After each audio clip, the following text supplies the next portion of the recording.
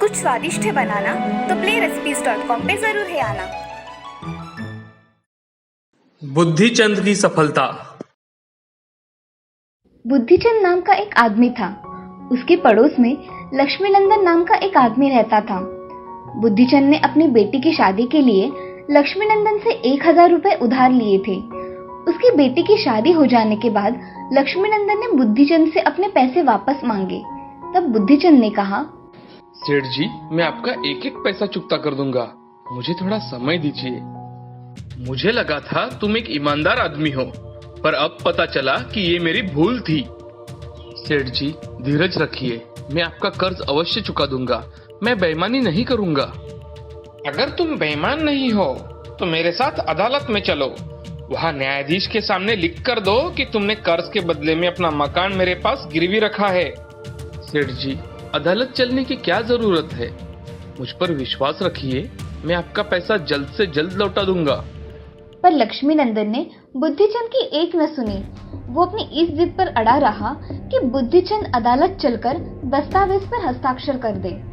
वास्तव में लक्ष्मीनंदन बुद्धिचंद के मकान को हड़पना चाहता था। बुद्धिचंद लक्ष्मीनंदन की मन की बात ताड़ गया। उसने लक्ष्मीनंदन से कहा, मैं अदालत चलने के लिए तैयार हूँ, पर वहाँ चलने के लिए मेरे पास ना तो घोड़ा है और ना ही। सेठ ने बीच में ही उसकी बात काट कर कहा, तुम तैयार हो जाओ, मैं तुम्हें अपना घोड़ा दे दूंगा, पर मेरे पास अच्छे कपड़े भी नहीं है। चलो, मैं तुम्हें अपने कपड़े भी दे दूंगा, मगर मैं पगड़ी की व्यवस्था कहाँ से करूंगा? वो भी मैं तुम्हें दे दूंगा। और कुछ चाहिए? सेठ जी, मेरे पास तो जूते भी नहीं है। मैं तुम्हें अपने जूते भी दे दूंगा, मगर अब देर मत करो, झटपट तैयार हो जाओ। लक्ष्मीनंदन ने मन ही मन खुश होते हुए कहा। बुद्धिचंद ने लक्ष्मीनंदन की पोशाक पहन ली, सिर पर पगड़ी और पैरों में उसके जूते पहन लिए। वो लक्ष्मीनंदन के घोड़े पर सवार होकर उसके साथ अदालत जाने के लिए चल पड़ा। जब अदालत में बुद्धिचंद का नाम पुकारा गया तो वो न्यायाधीश के सामने हाजिर हुआ। उसने न्यायाधीश से कहा, श्रीमान, सेठ लक्ष्मीनंदन का कहना है कि मेरा मकान और मेरे घर की सारी चीजें इनकी है। इसके लिए ये हमेशा मुझसे झगड़ा करते रहते हैं। मुझे सेठ जी जबरन अदालत में लेकर आए हैं। श्रीमान, कृपया आप मुझे इनसे कुछ सवाल पूछने की इजाजत दो। न्यायाधीश ने लक्ष्मीनंदन को बुलवाया और उसे बुद्धिचंद के सवालों का जवाब देने का आदेश दिया। बुद्धिचंद ने लक्ष्मीनंदन से पूछा, मेरे सिर पर बंधी पगड़ी किसकी है? लक्ष्मीनंदन ने कहा, मेरी है। मैंने जो कपड़े पहन रखे हैं वो किसके हैं? लक्ष्मीनंदन ने कहा, मेरे हैं। और किसके हैं? बुद्धिचंद ने पूछा, और मेरे पैरों में जो जूते हैं वो किसके हैं? जूते भी मेरे ही हैं। बुद्धिचंद ने पूछा, और जिस घोड़े पर सवार होकर मैं यहाँ कचहरी आया हूँ वो घोड़ा किसका है? लक्ष्मीनंदन ने चीखते हुए कहा, वो घोड़ा भी मेरा ही है। पगड़ी, घोड़ा, जूते, कपड़े सब मेरे हैं। अदालत में मौजूद सभी लोग लक्ष्मीनंदन का जवाब सुनकर ठठाकर हंसने लगे। हर किसी को लगा कि लक्ष्मीनंदन पागल हो गया है। अंत में न्यायाधीश ने मुकदमा खारिज कर दिया। बुद्धिचंद ने अपने बुद्धि से अदालत में लक्ष्मीनंदन को फांसी का पात्र साबित कर दिया। इस तरह उसने लक्ष्मीनंदन के षड्यंत्र को विफल कर दिया। इस कहानी से हमें ये सीख मिलती है कि हमें हमेशा धूर्त के साथ धूर्तता से ही पेश आना चाहिए। नमस्कार दोस्तों, कहते हैं जब जब जो होना है तब तब सो होगा। शायद से ये बात IAS अधिकारी बन चुकी तानिया को अच्छी तरह से मालूम थी। ये कहानी है एक गरीब घर की लड़की तानिया की। तानिया एक 22 साल की लड़की जो अपने मालकिन के घर खाना बना रही थी। दरअसल तानिया अपनी पढ़ाई के साथ साथ लोगों के घर खाना बनाती थी। उसकी इच्छा थी IAS ऑफिसर बनने की। वो आज खाना बनाते बनाते मालकिन से पूछने लगी कि मालकिन, आपके बेटे किस एग्जाम की तैयारी कर रहे हैं? ऐसे में मालकिन का दिमाग घूम जाता है और वो तानिया को जोरों से डांट कर ये नसीहत देती है, तू अपने काम से काम रख। मेरा बेटा क्या कर रहा है उससे तुझे क्या लेना देना? अपना काम कर और चलती बन यहाँ से। जितना टाइम तू पढ़ाई करके बर्बाद करती है उतनी देर में मेरे घर की सफाई कर दिया कर। थोड़े पैसे और मिल जाएंगे तुझे। और तेरे घर की आर्थिक स्थिति कुछ सही हो जाएगी। आज तानिया का मन चूर चूर हो जाता है। दरअसल मालकिन ने सब बातें तानिया को व्यंग के रूप में कह दी। अब तानिया काम से घर लौटकर आती है और रोज की तरह रात को पढ़ाई में लग जाती है और सुबह होते ही मालकिन के घर खाना बनाने निकल जाती है। लेकिन मालकिन के तेवर आज कुछ बदले बदले से होते हैं। मालकिन तानिया से कहती है कि तान्या, तुझे अमित से कुछ काम था क्या? अमित, जो कि मालकिन का बेटा था और यूपीएससी की ही तैयारी कर रहा था, अमित आज घर पर ही था। मालकिन, मुझे ये पूछना था कि अमित किस परीक्षा की तैयारी कर रहे हैं? मालकिन झट से तानिया को बोलती है, तू एक काम कर, तू आज यही रुक जा और अमित से अपनी पढ़ाई की बात भी कर लेना और मेरा थोड़ा काम भी कर लेना। तानिया झट से खुश हो जाती है।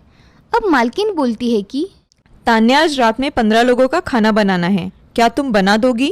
तानिया झट से हाँ बोल देती है क्योंकि उसे यूपीएससी की परीक्षा के लिए कुछ किताबें चाहिए थी और तानिया को मालूम था कि मालकिन का बेटा अमित भी यूपीएससी की परीक्षा की ही तैयारी कर रहा है और उसे पढ़ाई के लिए किताबें मांगने पर मिल जाएगी।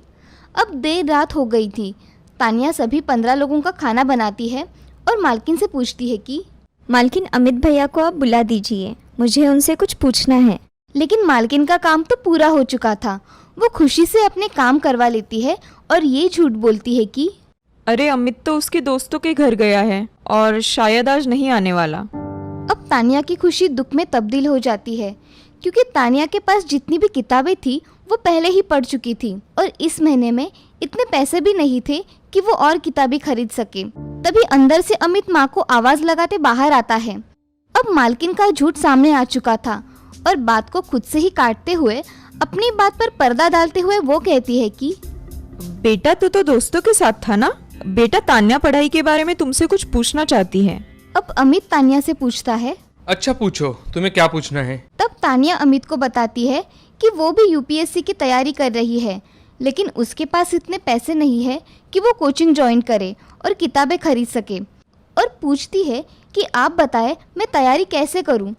इस पर अमित तानिया के औकात को समझाते हुए बोलता है कि अरे, तुम यूपीएससी की तैयारी में कहाँ फंस गई?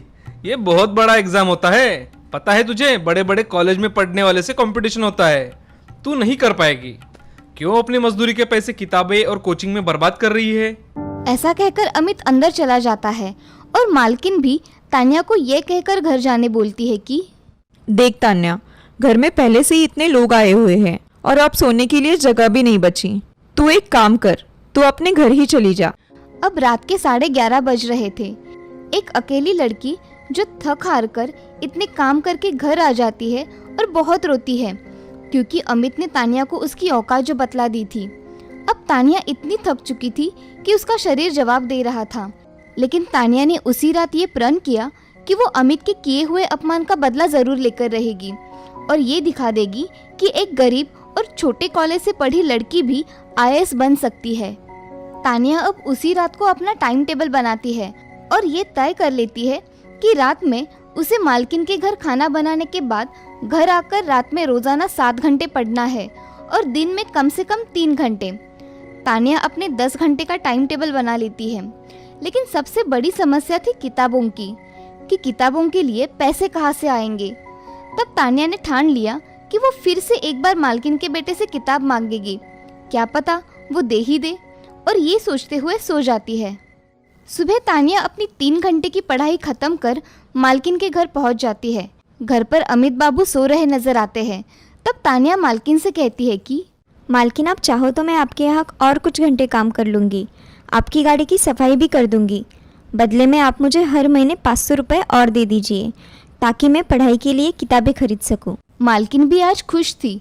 वो कहती है कि एक काम कर, मैं पैसे तो नहीं दे सकती मगर अमित की किताबें तुम्हें दिला सकती हूँ, तू पढ़कर जल्दी जल्दी वापस कर देना। अब तानिया की खुशी का ठिकाना नहीं था। माँ के कहने पर अमित तानिया को किताबें पढ़ने के लिए देने लगा और अब से तानिया अपनी पढ़ाई की गति दुगनी कर देती है। जो किताबें अमित के अलमारी में पड़ी धूल की बेड़ चढ़ रही थी, उनका अब उपयोग होने लगा था। अभी यूपीएससी की प्री परीक्षा में 4 महीने बाकी थे और तानिया ने अमित की किताबों से सारा यूपीएससी का सिलेबस 4 महीने पहले ही खत्म कर दिया था, क्योंकि तानिया को किताबों का महत्व पता था।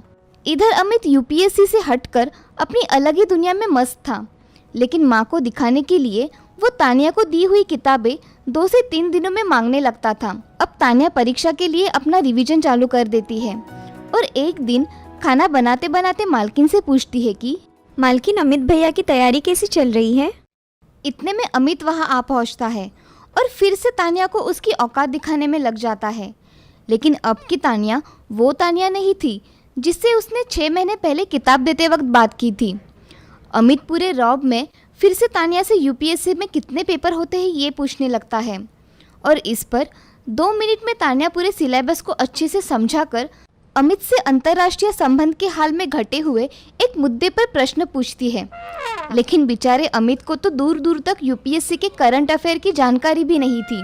वो बात को घुमाते हुए फिर से तानिया को अपनी औकात दिखाने की कोशिश करता है और वहाँ से निकल लेता है। अब धीरे धीरे समय बीत जाता है और यूपीएससी की प्रारंभ परीक्षा आ जाती है। तानिया परीक्षा पास कर लेती है लेकिन अमित परीक्षा पास नहीं कर पाता और ये बताता है कि इस बार उसने परीक्षा दी ही नहीं। लेकिन तानिया तो पास थी, परंतु ये बात वो मालकिन और अमित को नहीं बताती। अब मेंस की बारी थी। अब तानिया दुगनी मेहनत में लग जाती है और मेंस में सफल रहती है। अब वो इंटरव्यू का इंतजार करने लगी थी। लेकिन जिस दिन इंटरव्यू था उसी दिन मालकिन ने जोर देकर तानिया को काम पर बुलाया था और ये भी कहा था, अगर आज तू नहीं आई तो आगे तुझे कभी भी आने की ज़रूरत नहीं है। तानिया को तो ये तय था कि वो उस दिन नहीं जाएगी क्योंकि उसे यूपीएससी की बिल्डिंग में इंटरव्यू के लिए जाना था। अब इंटरव्यू खत्म हो जाता है और इधर मालकिन तानिया को काम से निकाल देती है। अब तानिया अंतिम परिणाम का इंतजार करने लगती है। तभी यूपीएससी के रिजल्ट आ जाते हैं और तानिया को 369वीं रैंक मिलती है। जी हाँ, तानिया ने 369वीं रैंक सिक्योर कर ली थी। अब तानिया की खुशी का ठिकाना नहीं था। एक गांव की लड़की यूपीएससी परीक्षा पास कर आईएएस बन चुकी थी। आज जब यूपीएससी के अंतिम रिजल्ट का पता अमित को चलता है तो वो भागे भागे तानिया के घर आता है और उसे उसकी स्ट्रेटजी के बारे में पूछता है।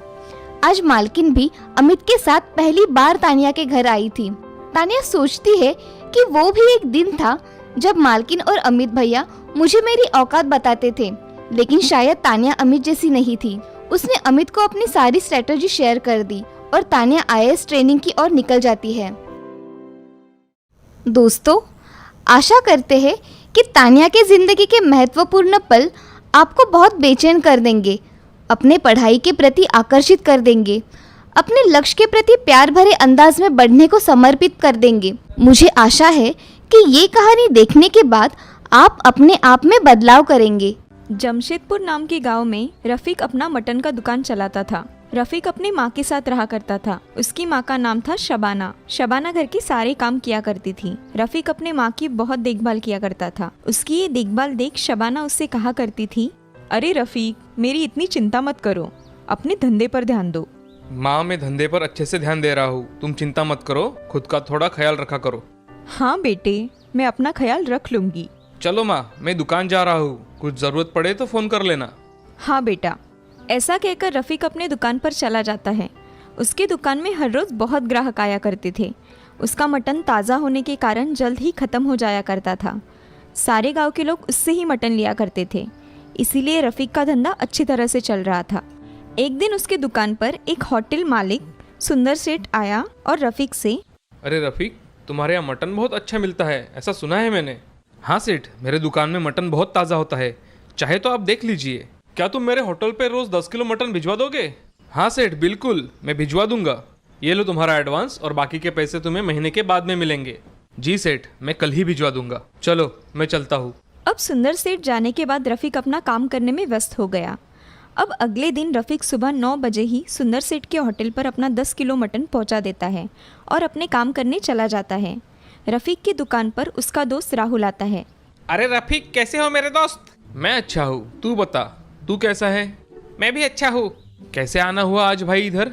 अरे रफीक, मुझे 1 किलो मटन दे दो जल्दी से। हाँ, अभी देता हूँ। ऐसा कहकर राहुल को रफीक मटन दे देता है और राहुल वहाँ से चला जाता है। अब ऐसे ही 1 महीना बीत जाता है। रफीक हर रोज़ सुंदर सेठ को 10 किलो मटन भिजवाता है। अब रफीक अपने पैसे लेने के लिए वहाँ जाता है। तभी, सुंदर सेठ, मेरा महीना पूरा हुआ है, मुझे पैसे चाहिए थे, मुझे ज़रूरत थी। हाँ, ये लो तुम्हारे पैसे। और कल से मेरे होटल पे मटन मत देना। क्यों सेठ, क्या हुआ है? कुछ नहीं, तुमसे ज्यादा मटन मुझे कम दाम में मिल रहा है तो मैं उसी से मटन लूंगा। तुम आज से मटन मत देना। सेठ, आपने बताया था इसलिए आज भी मैं आपके लिए 10 किलो मटन लेकर आया हूँ, मगर मुझे नहीं चाहिए, ले जाओ इसे। रफ़ीक अपना मुंह लटकाकर वहाँ से मटन का थैला उठाकर चला जाता है और अपनी दुकान जाता है। वह दुकान में जाकर दिन भर अपना काम करता है, मगर उसका वह 10 किलो मटन नहीं बेचा जाता। तब वह सोच में डूब जाता है। मैं इतने सारे मटन का क्या करूँ? इतना फेंक भी तो नहीं दे सकता। मैं एक काम करता हूँ, माँ को इस मटन की बिरयानी बनाने को बोलता हूँ और अनाथ आश्रम के बच्चों में बांट देता हूँ। ऐसा मन में सोचकर रफ़ीक वह मटन का थैला उठाकर अपने घर चला जाता है और अपने माँ को बताता है। माँ, आज मेरे दुकान में बहुत सारा मटन बच गया है, तो मैंने सोचा क्यों ना हम इसकी बिरयानी बना ले और अनाथ आश्रम के बच्चों में जाकर बांटे। हाँ चलेगा बेटा, मैं बिरयानी बनाती हूँ और तुम हाथ मुँह धो लो। हाँ माँ। अब शबाना बिरयानी बनाने के लिए चली जाती है और रफ़ीक तैयार होकर बाहर आ जाता है। तभी उसको बहुत अच्छी खुशबू आती है। वह अपनी माँ से, माँ, बिरयानी की बहुत अच्छी खुशबू आ रही है, तुम जल्दी इसे पैक कर दो, मैं अनाथ आश्रम देकर आता हूँ। हाँ मेरे बेटे, मैं अब भी देती हूँ। ऐसा कहकर शबाना बड़े डिब्बे में बिरयानी डालकर रफ़ीक के पास दे देती है। अब रफ़ीक डिब्बा लेकर अनाथ आश्रम चला जाता है और अनाथ आश्रम के मैनेजर से मिलता है। मैंने ये बिरयानी बच्चों के लिए लाई थी, आप उन्हें दे देना। ठीक है रफ़ीक, तुम बिरयानी यहाँ रख दो, मैं शिवा के हाथों इसे भिजवा दूंगा, मुझे एक मीटिंग में जाना है। ठीक है मैनेजर साहब, आप जाओ, मैं बिरयानी बांटने में शिवा की मदद करता हूँ। हाँ चलेगा। ऐसा कहकर मैनेजर वहाँ से चले जाते हैं। उनके अनाथ आश्रम में एक बड़ा आदमी आता है। तभी मैनेजर उनसे, नमस्ते सिन्हा साहब, आइए ना। नमस्ते, चलिए। ऐसा कहकर सिन्हा और मैनेजर एक रूम में चले जाते हैं। वह दोनों बातचीत कर ही रहे थे, तभी उस समय रफ़ीक शिवा के साथ बच्चों को बिरयानी बांटने लगता है। उस बिरयानी का सुगंध इतना अच्छा होता है कि सभी बिरयानी खाने के लिए टूट पड़ते हैं। तभी मैनेजर से, सिन्हा साहब, ये इतनी अच्छी खुशबू कहाँ से आ रही है? मुझे देखना है। साहब, आज अनाथालय में रफ़ीक ने बिरयानी लाई है, उसकी ही खुशबू है। चलो, मैं बिरयानी देखना चाहता हूँ, मुझे भी देखना है। जी चलिए। ऐसा कहकर सिन्हा साहब रफ़ीक के पास चले जाते हैं और रफ़ीक से, रफ़ीक, क्या ये बिरयानी में थोड़ी चख सकता हूँ? लीजिए ना साहब, इसमें क्या पूछना है। वाह, इसकी टेस्ट तो बहुत ही अच्छी है। क्या तुम हमेशा ऐसी बिरयानी बनाते हो? मैं हमेशा नहीं बनाता साहब, आज मेरे दुकान में 10 किलो मटन बच गया था तो मेरी माँ ने इसकी बिरयानी बना दी और मैं अनाथ आश्रम लेके आ गया। तुम्हारे बिरयानी की टेस्ट बहुत अच्छी है। क्या तुम मेरे होटल में हर रोज ऐसी बिरयानी बना कर दोगे? हाँ साहब, मैं ऐसी ही बिरयानी बना कर दूंगा। ये लो मेरा कार्ड और पहले दिन का एडवांस लेकर जाना। धन्यवाद साहब, मैं कल आपके होटल में बिरयानी पहुंचा दूंगा। ऐसा कहकर रफ़ीक अपने घर चला जाता है। तभी रफ़ीक अपनी माँ से, माँ, आज मुझे बहुत अच्छा काम मिला है, तुम सोच भी नहीं सकती मैं कितना खुश हूँ। क्या हुआ है बेटा, बताओगे जरा? माँ, एक बड़े होटल के मालिक ने मुझे तुम्हारे हाथ की बिरयानी की ऑर्डर दी है और हर रोज उसे ये बिरयानी उसके होटल में चाहिए। मेरे लिए और एक मौका आया है माँ आगे बढ़ने का। हाँ बेटे, मुझसे जो मदद बन पड़ेगी वो मैं करने के लिए तैयार हूँ। माँ, इसमें मुझे तुम्हारी बहुत मदद लगेगी। मैं सीख लूंगा, मगर तुम्हें मुझे सिखाना होगा। हाँ मेरे बच्चे, मैं तुम्हें सिखाऊंगी और बनाकर भी दूंगी। ऐसा कहकर शबाना अपना काम करने चली जाती है। अब रफ़ीक अगले दिन बिरयानी होटल में पहुंचा देता है। तभी होटल का मालिक उसे खुद एडवांस देकर उससे हर रोज बिरयानी देने के लिए उसे बोलता है। अब ऐसे ही बहुत दिन बीत जाते हैं। रफ़ीक अपना दुकान संभालकर बिरयानी पहुंचाता है। अब रफ़ीक कुछ दिनों में खुद की मेहनत से एक होटल खोल देता है और उसे अच्छी तरह से चलाता है। अब रफ़ीक एक बड़ा आदमी बन गया है। उसको अब लोग उसके मटन की दुकान से नहीं बल्कि बिरयानी वाला रफ़ीक के नाम से जाना करते थे। उसके हाथ की बिरयानी इतनी अच्छी थी कि लोग उसके ही हाथ की बिरयानी खाते थे। ये सब उसके एक नेक विचार से शुरू हुआ था, इसीलिए उसे इसमें सफलता मिली।